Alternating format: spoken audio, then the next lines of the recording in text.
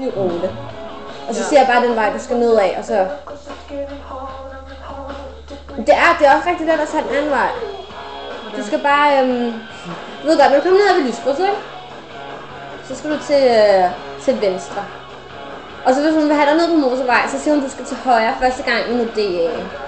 Men det skal du ikke, fordi skal du ned på motorvejen, så skal du lige meget. Du skal bare lige ud, ned til Tuborg, den der store Tuborg-flaske. Og så skal du til højre. Is this about directions? Yes.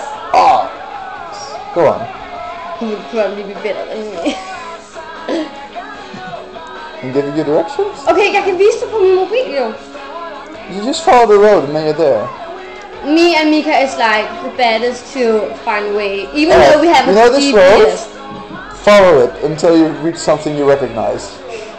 So don't. But you don't even know where my Nicola lives. Where do you live? One. What? One. I know where that is. No, you don't. Yes, I've cycled past when I cycled to Roskilde. Se her.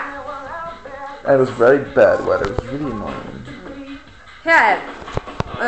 Her er vi, ikke? Det er den sug. Hvor? Her. Ja. Vi holder, du kan se, vi holder herover. Vi kom ned den her vej. Her. Så skal du den her vej ned. Nu DA'en ligger her. Det kan du skal ned på motorvej. Så kører du bare ned her. Had some trouble with first sight. Der er Tuborg. Der kører du bare ned.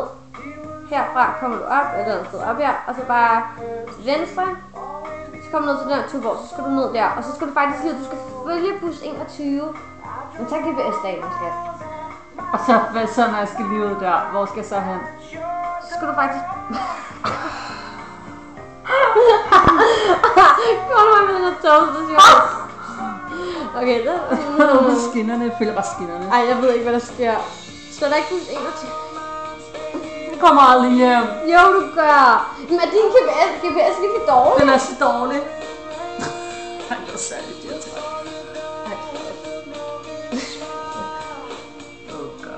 You know, I have a map in my bag if you want to.